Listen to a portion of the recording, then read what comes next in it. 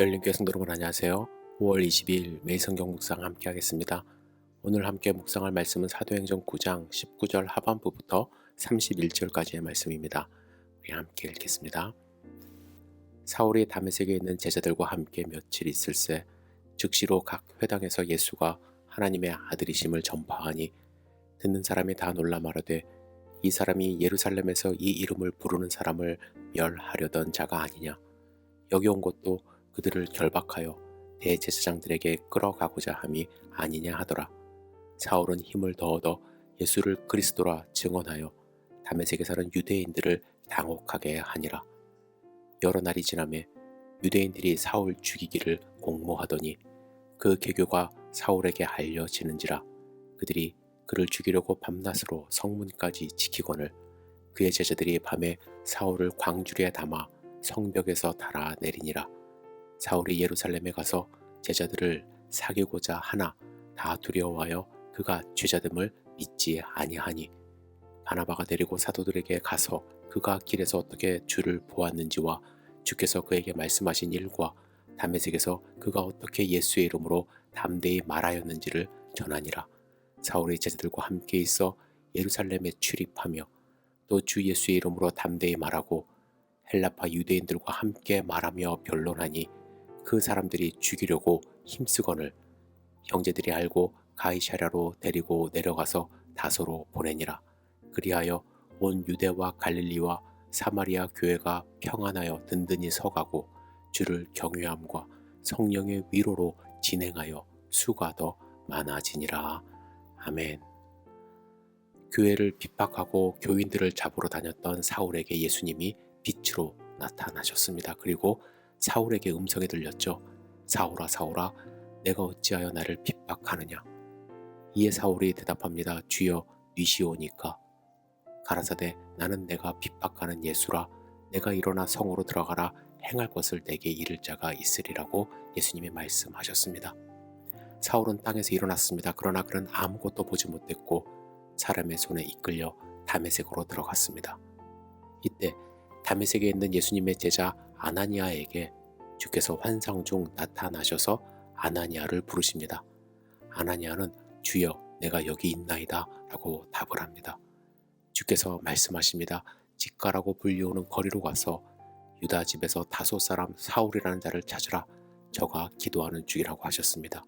그런데 아나니아가 주저합니다. 왜냐하면 사울은 대제사장의 명을 들고 예수 믿는 자를 결박하러 오는 중임을 그가 알고 있었기 때문에 그렇습니다.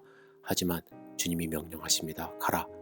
이 사람은 내 이름을 이방인과 임금들과 이스라엘 자손 앞에서 전하기 위하여 택한 나의 그릇이라 말씀하시면서 그를 불러주셨습니다. 여러분, 예수님의 택한 그릇이라고 그는 부름 받았습니다. 그래서 그는 나중에 바울이라는 이름으로 예수 그리스도의 그릇으로 사역하기 시작하죠. 그는 주님께서 부르신 그 임무에 충실했습니다. 그는 이스라엘을 넘어 당시 지중해를 중심으로 유럽과 소아시아 반도를 누비고 다니며 복음을 증거했습니다. 사도행전에 기록된 세 차례의 선교 여행을 통해서 그가 거쳐간 도시의 수는 57개에 이르렀고 그 거리를 모두 합치면 무려 13,000km에 달합니다. 그리고 종국에는 당시 유럽의 심장이었던 로마에까지 이르릅니다. 사도 바울은 유대 총독 벨리스와 그의 후임자인 베스도에게도 복음을 전파했습니다. 아그리빠 왕 앞에서도 주님을 증거했습니다.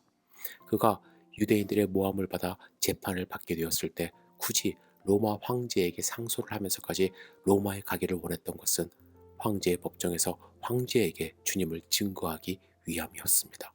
그는 지체 높은 사람이라고 해서 꺼리거나 그 앞에서 주눅들지 않았습니다. 또한 지체가 낮은 사람이라고 해서 업신여기거나 소홀히 대하지도 않았습니다. 그는 만나는 모든 사람에게 정성으로 주님을 증거했습니다. 이처럼 바울은 주님께서 자기에게 부여하신 임무, 즉 이 사람은 내 이름을 이방인과 임금들과 이스라엘 자손들 앞에 전하기 위하여 택한 나의 그릇, 이 주님의 말씀을 온 삶으로 응답하는 그러한 삶을 살았습니다. 다시 말하면 사도 바울은 주님께로부터 택함받은 주님의 그릇으로서 자신에게 주어진 역할에 대하여 조금도 소홀함이 없었다는 것입니다. 그리고 이와 같은 사도 바울의 삶에 의해 예루살렘과 사마리아와 땅끝까지 이르러 내 증인이 되라 주님의 말씀이 성취되고 있었던 것입니다. 하지만 여러분, 그가 하나님의 택함 받은 그릇이 되기까지 결코 순탄하지 않았습니다. 그의 변화에 대하여 주변 사람들이 받아들이질 못했기 때문에 그렇습니다. 교회의 리더들은 그를 의심하는 눈으로 보았고 유대인들은 변절자로 생각하여 그를 죽이려고 했습니다. 하지만 사울은 끝까지 하나님께 귀히 쓰임받는 그릇으로 살았습니다. 우리가 알아야 될 것은 하나님께 쓰임받는 그릇이 되는 것 결코 순탄하지 않다라는 거예요. 사울처럼 과거의 모든 것을 버려야만 합니다. 그는 로마의 시민권을 가진 유대인이었을 만큼 유력한 집안의 자제였습니다. 가말리엘의 제자로 유대교 안에서 장래가 보장된 삶을 살았습니다. 하지만 예수님을 만난 후 자신의 과거를 배설물로 여겼다고 합니다. 그리고 오직 예수 그리스도의 복음을 전하는 목표만을 가지고 살았기에 어떠한 시련도 견딜 수 있었던 것입니다. 유대교에서는 그를 죽이려 했고 교회에서는 그를 배척했지만 그는 끝까지 하나님의 복음을 들고 달려가 지금 우리에게까지 복음이 전파된 것입니다. 여러분, 우리도 하나님의 그릇입니다. 여러분은 어떤 그릇으로 쓰임 받으시겠습니까? 저는 오늘 본문 말씀을 통해서 여러분들 앞으로도 계속 사도 바울의 행적에 대해서 우리가 묵상할 텐데 사도 바울의 삶을 돌아보고 우리에게 부여하신 그 사명을 붙드는 시간들이 있었으면 좋겠습니다. 여러분들도 하나님이 귀하게 쓰시기 위하여 부르신 하나님의 소중한 그릇임을 여러분들 아시고 나는 어떻게 하나님께 쓰임받는 그릇이 될 것인가 스스로 다짐해보는 하루하루 되시기를 주님의 이름으로 축복합니다. 기도하겠습니다. 전능하신 주님, 사도 바울이 주님께 부름받고 주님의 그릇이 되는 과정을 우리가 묵상하고 있습니다. 주님, 우리도 주님께서 부르셨음을 믿고 의지하기를 원합니다. 주님, 주님의 그릇 될 수 있도록 인도하여 주시옵소서. 주님께 쓰임받는 사람이 될 수 있도록 주여 도와주시옵소서. 낙심하지 않도록 인도하여 주시고 온전히 주님만을 의지하며 주님의 영광을 위하여 살아가는 우리 소중한 성도님들 될 수 있도록 인도하여 주시옵소서. 예수님의 이름으로 기도드렸사옵나이다. 아멘.